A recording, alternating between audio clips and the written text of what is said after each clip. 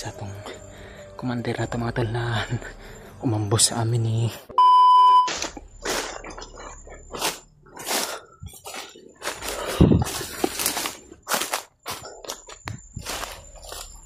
Sobrang dami ng mga kalaban mga tol sa umaharang dito sa daanan mga tol. Kailangan talaga na pagmasdan ko palagi yung harapan at sa kalikuran mga tol, para hindi ako makita o mabantayan ko po yung mga kalaban mga tol, dahil hindi mo talaga sila makikita pag mabilis yung mga paglakbay mga tol, dahil nagtatago sila sa mga damo at itim yung sinuot nilang damit, kaya hindi talaga sila agilap ng mga paningin mo mga tol kung hindi mo talaga tititigan yung mga galaw ng mga damo.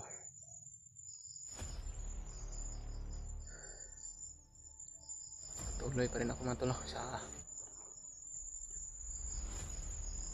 paglalakbay patungo dun sa kinalalagyan ng isawa ko at kay Brad Pidot. Marami akong mga kalaban na napas lang mga tol, dahil sa naka-alerto po talaga sila at bantay sarado po talaga nila tong gubat na to para walang mga hunter na makapasok o mayroon ng mga hunter mahuli nila at hindi sila maisahan na makaligtas yung mga bihag na hawak nila ngayon, dahil marami din daw silang mga bihag mga to. Kailangan talaga na mag-iingat kami, lalong lalo na sa mga kasamahan ko rin mga tolo, para hindi mahuli yung hindi man kami mahuli o hindi mahuli yung mga kasamahan ko mga tol. Alam ko naman po mga tol na lagi rin po naka-alerto yung mga kasamahan ko, lalong lalo na sa panahon ngayon na hindi na talaga basta-basta at napagplanuhan na talaga ng mga kalaban namin para mahuli nila kami, dahil malaki rin yung mga pabuya ng mga bandido kung sakaling makahuli sila ng mga hunter. Malaki yung pabuya nila na matatanggap kay Commander Bagnot mga tol at kay Commander Butakal at kay Commander Bangkel. At kinakailangan talaga na hindi kami magpahuli, hindi lalaki na yung mga problema namin ngayon mga tol, dahil marami pala talaga yung mga problema ngayon na sinasagupa ng aming samahan mga tol, lalo na si Brad Pidot. Sobrang kawawa na po yun mga tol. Inaalala po natin nga mga tol, pag nakarating yun si Brad Pidot doon kay Commander Bagnot, baka hypnotize yun mga tol ba, kaya kinakailangan talaga na ma-rescue namin yun sa mas lalong madaling panahon. Sa ganun hindi na manganib yung buhay niya, at kinakailangan ko rin mga tol na maligtas ko yung asawa ko, dahil kinakailangan na mamaba ko yun ng bayan, dahil buntis yun mga tol at lagi siyang hinahanap ng anak ko.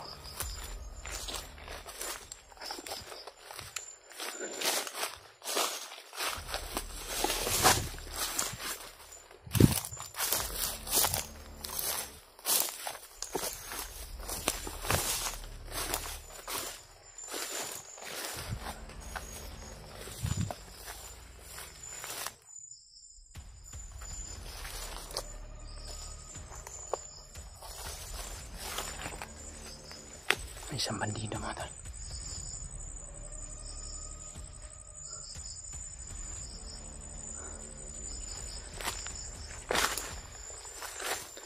Tatapusin ito mga tol.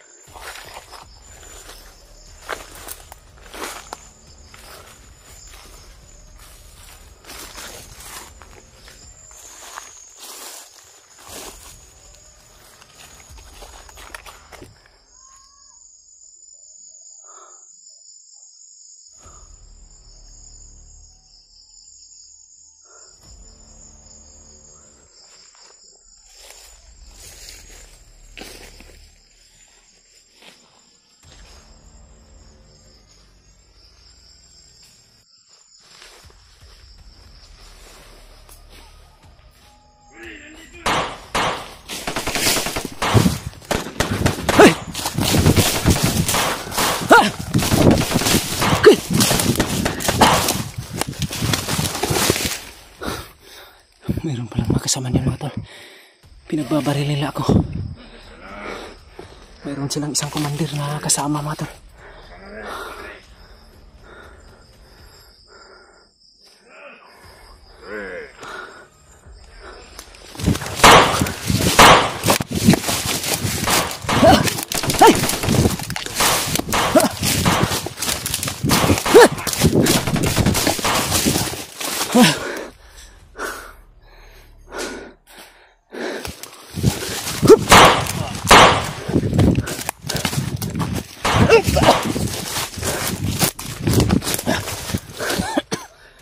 Sobrang dami nila mga tol. Hinahabol nila ako.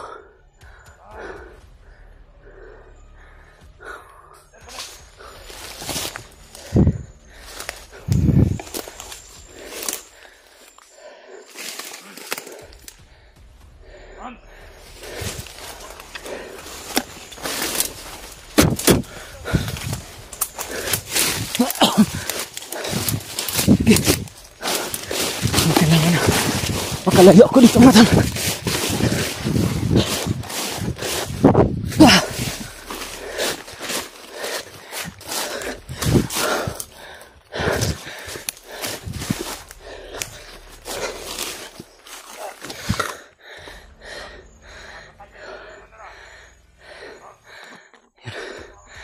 Marami sila nagisidatingan mga tol.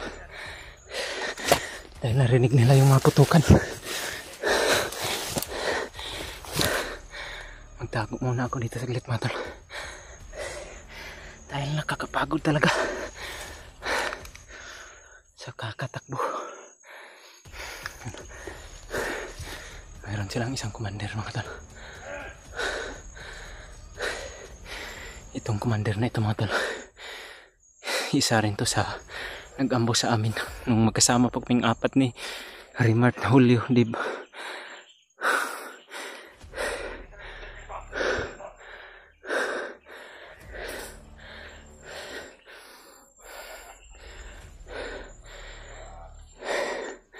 Hindi muna ako lalabas dito mga tol.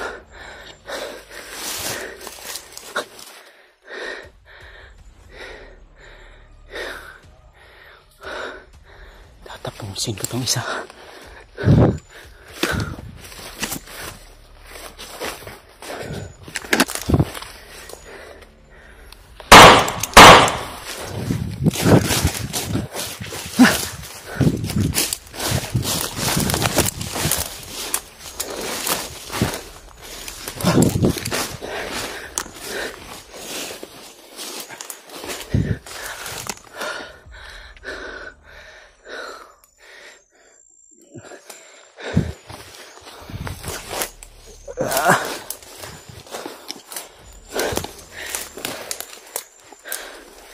Nantikan ako dun sa nangyari mga tol.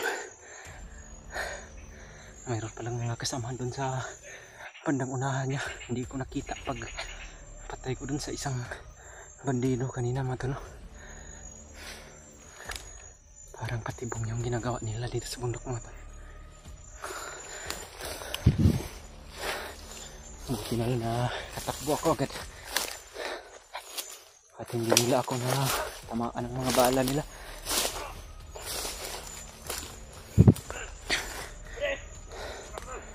Yan.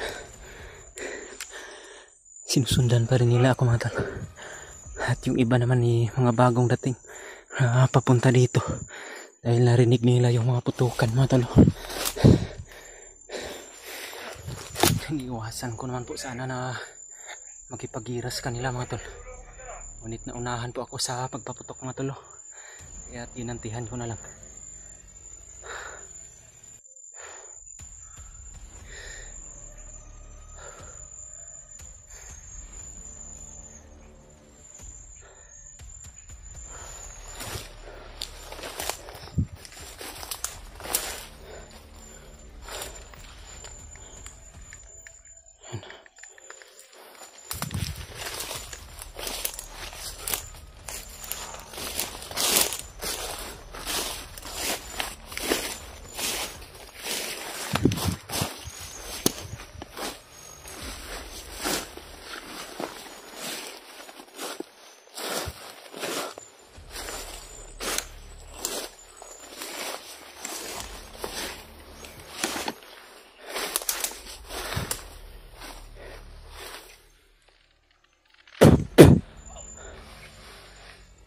tinamaan ng rasyon mga tol.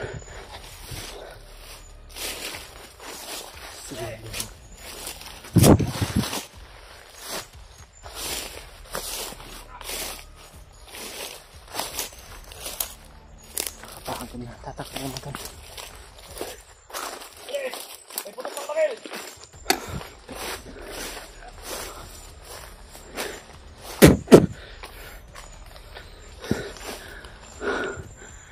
Yan yung isang commander mga tol.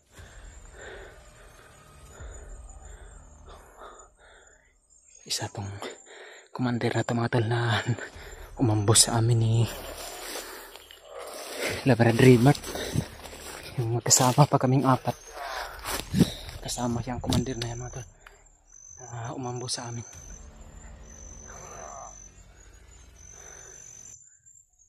Kailangan talaga na mag-ingat ako dito. At makalayo-layo ako sa area na ito mga tol.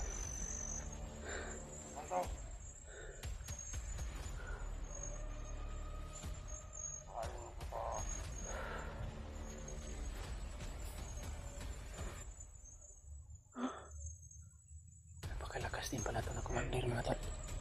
Binuhay ng commander yung tauhan na pinatay ko kanina. Yan yung pinatay ko kanina. Lumayo ako muna sa dito mga.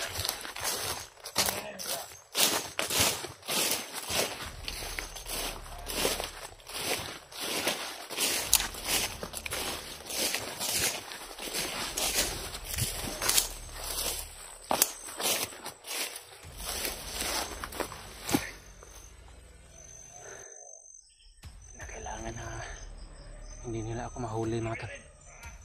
At magtatago ako. Magtagulilong ako mga tol. Para hindi nila ako makita agad. Ngunit itong commander mga tol, magkakakita to sa akin. Dahil malakas din yung orasyon nito. Dahil makakaya niyang bumuhay ng mga tauhan na napapatay ko mga tol.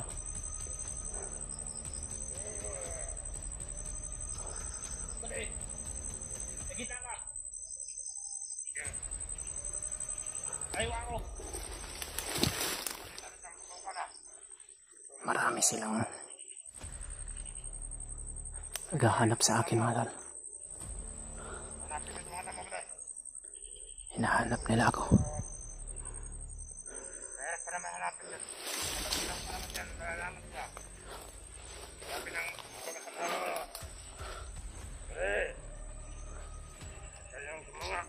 Yan yung isang commander mga tol.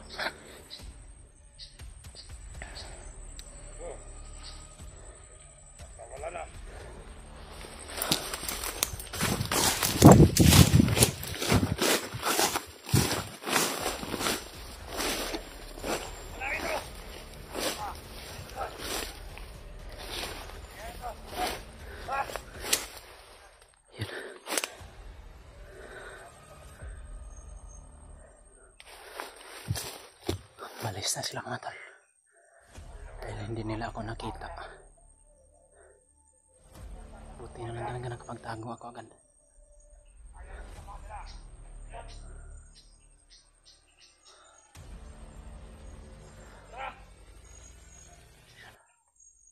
Malis na sila mga tol.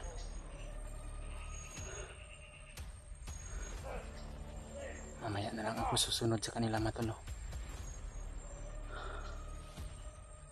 Para hindi nila ako makita agad.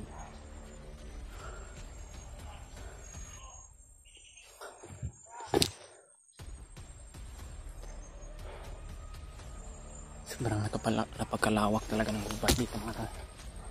Kaya't mahihirapan din kami na magkita-kita ng mga kasama namin dito mga tol. Dahil sa sobrang laki ng gubat at sa sobrang lawak mga tol. Sobrang dami rin ng mga kalaban na nakaaligid dito. Kaya hindi talaga basta-basta mga tol na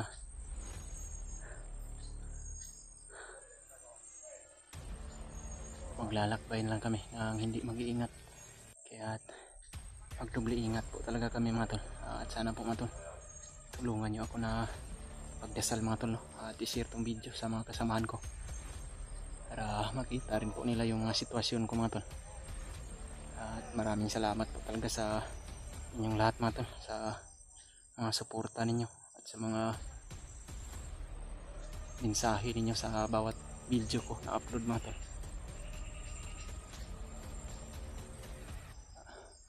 Pagpapatuloy ko ako mga tol sa unahan mga tol.